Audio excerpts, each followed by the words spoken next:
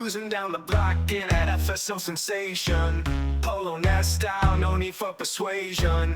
Got my kicks on, rockin' retro fashion. Engine roaring loud, we causing a commotion. Beige paint job gleaming on the city lights. Cassette deck bumping, we own these nights. Windows rolled down, 80s blasting tight. Air fresh in the swinging, keeping the vibes right. FSO Polonaise, rock through the soul. Putting on a show when we head into the unknown. FSO Polonaise, never long. Cars got soul, it's our chrome road.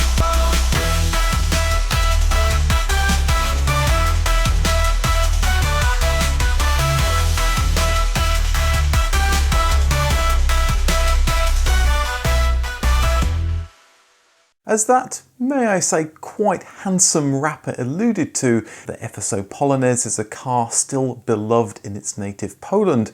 When it launched in 1978, it was a modern-looking car that was going to put the Polish car industry on the map, not only in Europe, but also North America. So, where did this design come from, and what happened? This is the FSO Polonaise story.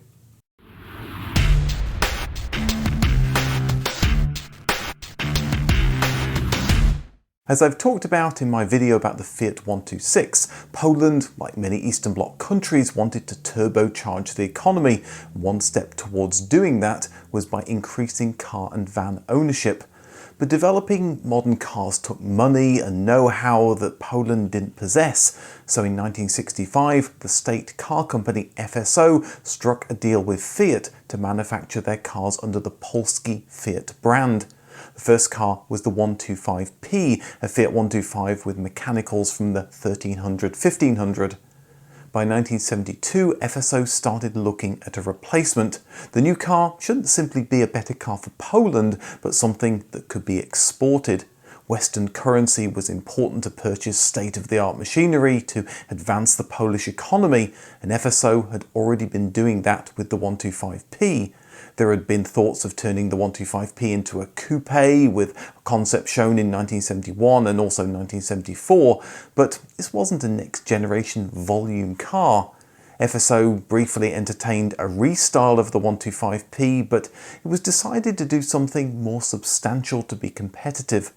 The Polish car company once again turned to Fiat for help, and by 1974 an agreement was in place. Fiat would do the development with FSO's help, and the new car would be built in Poland.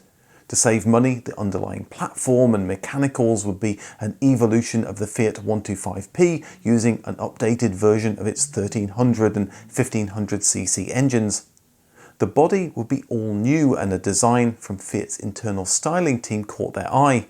Ralph Nader had shed a light on car safety in his book Unsafe at Any Speed, and this had pushed some in the car industry to improve crash protection. So we got concepts like the Volvo experimental safety car in 1972 that influenced the 200 series. Fiat weren't going to be left out. They'd created the experimental safety vehicle concept in 1972, with another version presented in 1974. That car was based on the Fiat 125, a car very similar to FSO's 125P, and it was a saloon which fitted in with FSO's plans. That car had the most overstuffed seats I'd ever seen on a car. It looks like Fiat's idea of safety was enveloping you in crushed velour. But it was the 1973 second generation ESV concept that was chosen as the basis of the new car. It was a hatchback, which was the latest trend and much more practical. But this concept was just a concept. It needed to be reworked into something that could be mass-produced, and as it had been built on the Fiat 128 platform, it needed to be modified to fit onto FSO's 125P platform. The work would be headed by FSO's Zbigniew Watson with the help of Fiat stylists, including a young Walter da Silva, who would go on to design the Alfa 156, second generation Audi TT, and the beautiful R8. By 1975, there was a prototype ready, dubbed the Polski, that was sent off to FSO for evaluation. According to the agreement, FSO would direct Fiat on the bodywork and crucially its safety features that were to meet current and future standards not only for Western Europe but also North America. FSO had big plans for their new car. It was going to be sold globally. Those big plans extended to a whole range of cars. After all, they designed the 125p coupe concept in 1971. The new car would be transformed into a coupe, a pickup, a van or even a minibus.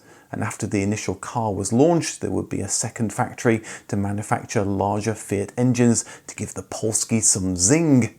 There were hopes that 150,000 cars could be made every year, and why not? Poland's workers were as good as any in the world, so if they had a car that could compete against those in Western Europe and North America, FSO could be onto a winner. But the company wasn't made of money, and thoughts of world domination would be tempered by financial realities. Despite the safety updates, under the new body it was still mostly the old 125p. In fact, there was a desire not to make it too different so that changes could be applied back to the old 125p that would remain on sale as a budget model. This short-term thinking held the team back in making more major radical changes that might have helped the car compete better with Western competition. And there was friction between FSO and Fiat when it came to the styling. FSO felt Fiat were giving them sloppy seconds because Fiat were worried FSO would turn from collaborator into competition. After all, the 125p was already competing against Fiat's cars in the West. Fiat's work on the project wasn't given a high priority, and at one point the Italian designers working on headrests and door trim suddenly stopped working and disappeared. When the interior was finally completed, FSO weren't impressed with what Fiat had produced. It was rejected and they ended up designing their own. Initially, two bodies were designed, a 5-door hatchback and a 3-door coupe. In 1976, the final design of the Polski coupe was brought from Italy to Poland to be shown to the Prime Minister. Now it was time for the unsung working car development, tooling up the factory and getting the production line ready to churn out thousands of new cars. That would take another 2 years because, unlike the 125p, the Polski had never been manufactured, and for FSO it was something of a learning experience. And to avoid expensive licensing fees, the Polish designers were charged with reworking certain parts that Fiat had used. The car's safety was put through a series of crash tests. In a 30-mile-an-hour test, the passenger seat broke free and the driver's door took 2 people to get it unjammed. But these problems were fixed, and by the end of 1977, the factory was ready to produce an initial run of cars. But what should they call their new car? FSO asked the public, and the winning name was the Polonaise, a name derived from the Polish dance the Polonaise, which itself was a French word for a Polish woman or girl. It seemed a fitting name for FSO's Polish car that would introduce Poland to the rest of the world. But the naming came a little late. Some early cars were released before the name had actually been finalised and left the factory gates with the Polski code name on the back.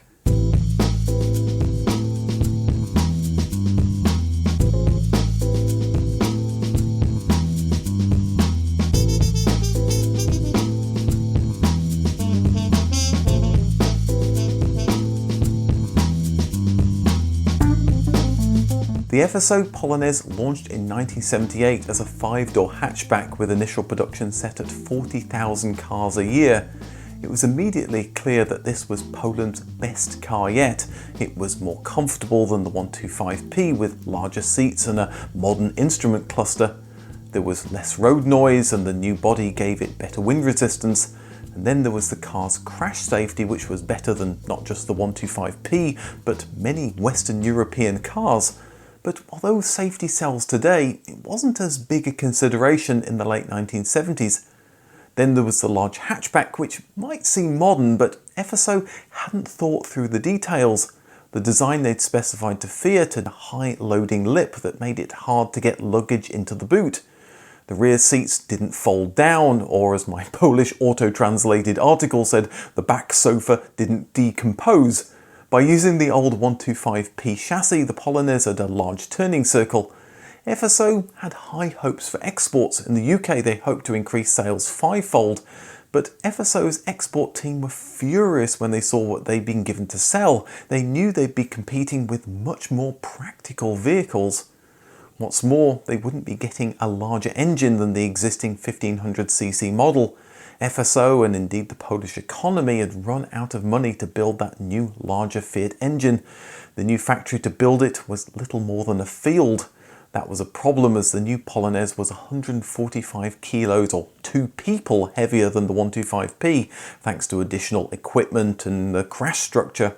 It meant that although it might look more modern, it was a slower car.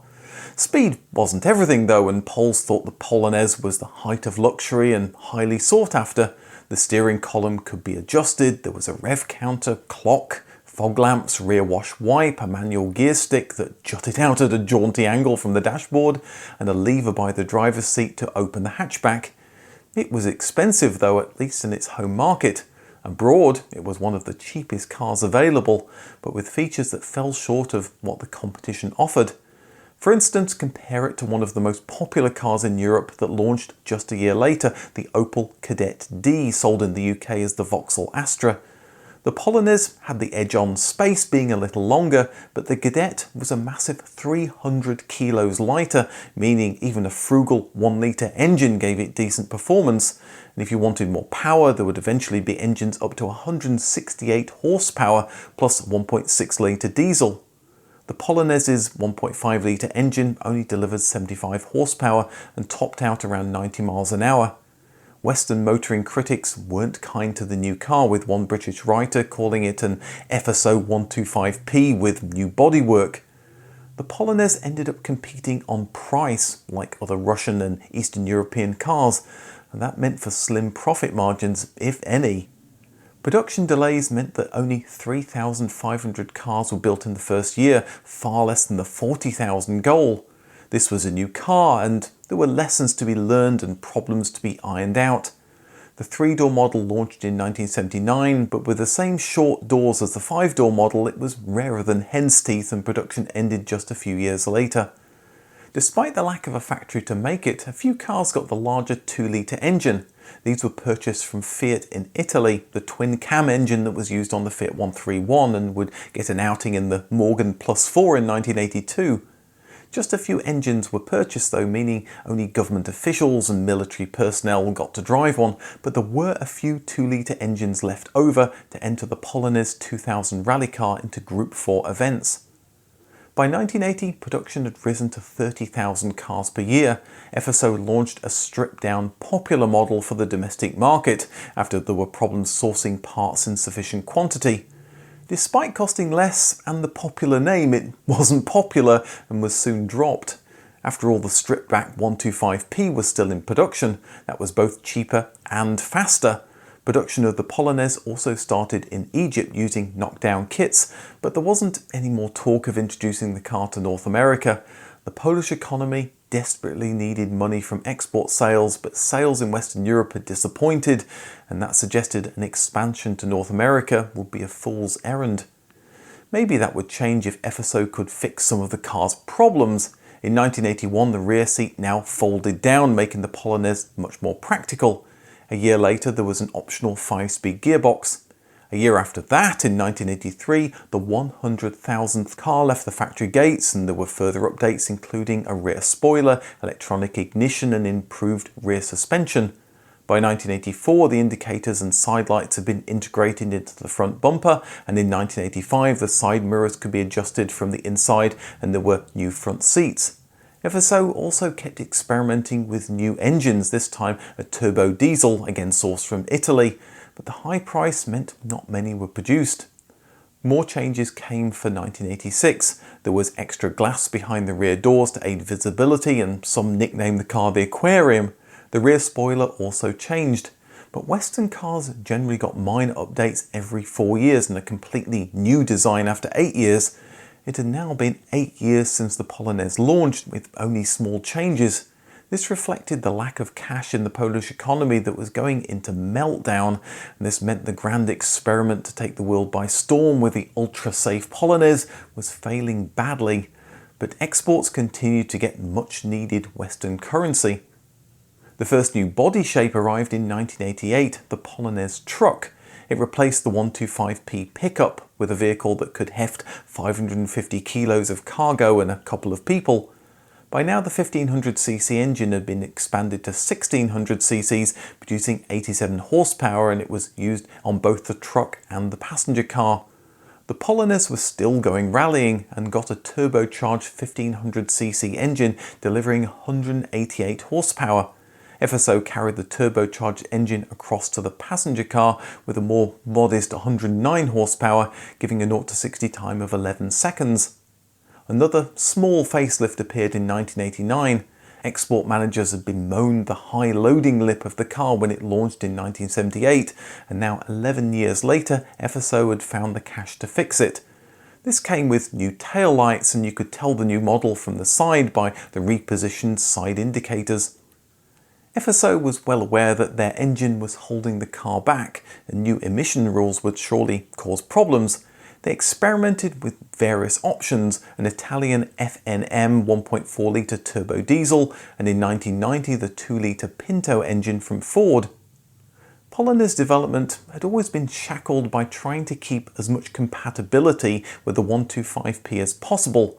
This didn't help the Polonaise, but it kept the 125p being produced as a budget model throughout the 1980s, giving it more life than FSO expected. But as the 1990s dawned and Poles expected more from a car, its days were numbered. Production of the 125p ended in 1991, which meant the Polonaise no longer had to consider this car before any changes were considered. Work had been conducted since the mid-80s on a much bigger Polonaise update. This broke cover in 1991 as the new Polonaise Caro. The immediate difference was the modern front that ditched the twin round headlights that only BMW could pull off at this stage for modern headlights and indicators. Besides the rear bumper, not much changed on the outside, but just these changes gave the impression of a much more modern car. In fact, it's quite surprising how the early 1970s shape had held up over 20 years. Inside there were more updates, including the option of a sunroof, alloy wheels, electric front windows, central locking and metallic paint, but it was still far behind the competition in Western Europe. I'm sure uncharitable Westerners would make jokes of the new car. It had sports seats, but those engines weren't exactly making it a sports car. Then there was the option of a car alarm, but who in their right mind would want to steal this car? But the changes breathed new life into the FSO Polonaise and production increased. In 1989, Poland had thrown off its dictatorial shackles and Poles were finding better jobs that put more money in their pockets, so why not the cheap and cheerful Polonaise, a car that they'd been waiting to own for years?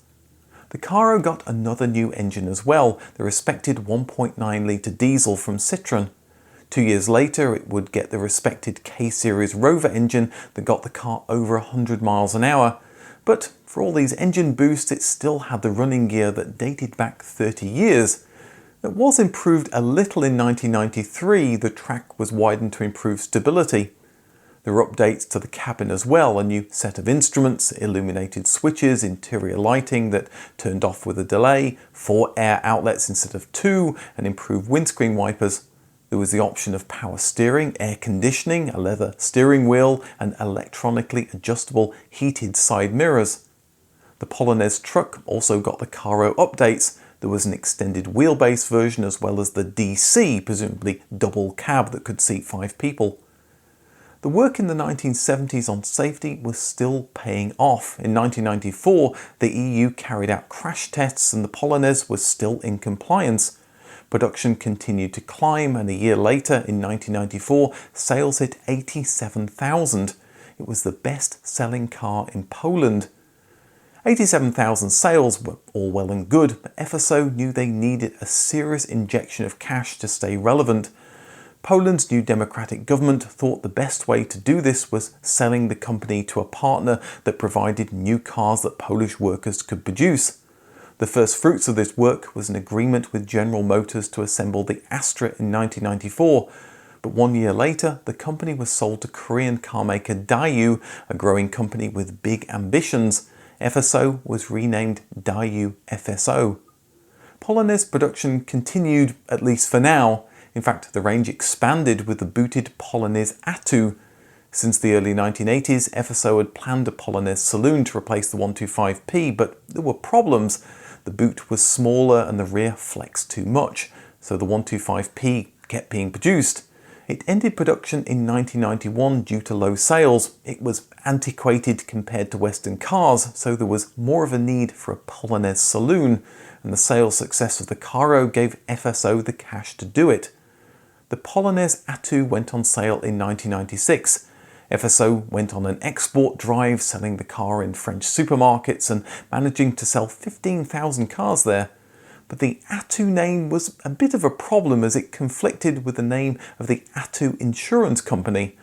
That led FSO to give it a French twist, renaming the car there the Polonaise Attu. 1 year later, with Dayu's help, the Caro and the Attu were updated as the Caro Plus and the Attu Plus. There were new, more rounded and painted bumpers on the outside that complied with stricter low-speed safety rules. Under the hood there was an updated fuel injection system. The engines got some other small changes to keep them in line with Euro emission rules, and there was the option of an LPG version. The front suspension was revised to give better grip, and the rear suspension changed in line with the Attu, giving more boot space. The big change was an updated dashboard with a quieter ventilation system. Front seats could be heated for those cold Polish winters. Naturally, the truck got many of these updates as the Polonaise Truck Plus. There had never been a hatchback version of the 125P, but FSO sold quite a few estate versions. A year after that ended production in 1991, FSO started work on an estate version of the Polonaise, launching it in 1999. It looked a little utilitarian with the air of a first-generation Subaru Forester. The changes involved a revised metal rear covered in fiberglass. Naturally, the back sofa decomposed to allow for excellent cargo carrying. There was also a van with the rear axle from the Polonaise truck. FSO started producing cars from parent Dayu, the Tico in 1996, followed by the Lanos and the Matiz. Things were going well. Dayu was an up-and-coming car maker with big plans. What's more, Dayu had a track record of turning around failing businesses. But the Korean company was over-leveraged, and the 1997 Asian financial crisis weakened the company beyond repair. Dayu declared bankruptcy just before the millennium, and FSO became an independent entity once again. The Polish government intervened to save jobs and secured the rights to keep making the Lanos and Matiz until 2007, and of course FSO was still making the Polonaise. But Polonaise sales faltered as Poles could afford more modern vehicles. Production never officially ended. It was suspended in 2002, but soon after the stamping dies were binned and it was officially the end of the road. Poland was a very different country to that which saw the introduction of the Polonaise in 1978. They had democracy, they were a NATO member, they were normalising relationships with the rest of Europe that would see it gain EU membership 2 years later. FSO spin-off FSM was now Fiat Auto Poland, that was the home for European production of the Fiat Seicento. It was inevitable the Polonaise, an inefficient car to produce, should make way for modern cars that took less than half the time to build, produced in new modern Polish factories. But that prosperity didn't extend to FSO. They barely survived being shut down after Dayu's bankruptcy. They had the Lanos and Matiz until 2007, which had some success being assembled and sold in Ukraine, but those cars weren't getting updates and were less competitive as the clock ticked down to 2007. With few choices, FSO sold out to Ukrainian car company Ukravto, who scored a contract to build the Chevrolet Aveo starting in 2007. Production ended in 2011 and FSO's factories closed their doors. But the Polonaise helped thousands of Poles get on the road. It gave their workers the skills to produce cars that were used to good effect when Western car companies started funding Polish car production. Poland is now the main location for the highly successful Fiat 500 since 2007. The Polonaise is one car in this journey and fondly remembered by many people. If you're interested, I have a history of Skoda on the right, and I've also done a video on the East German Trabant. Thanks for watching, and I'll see you in the next video.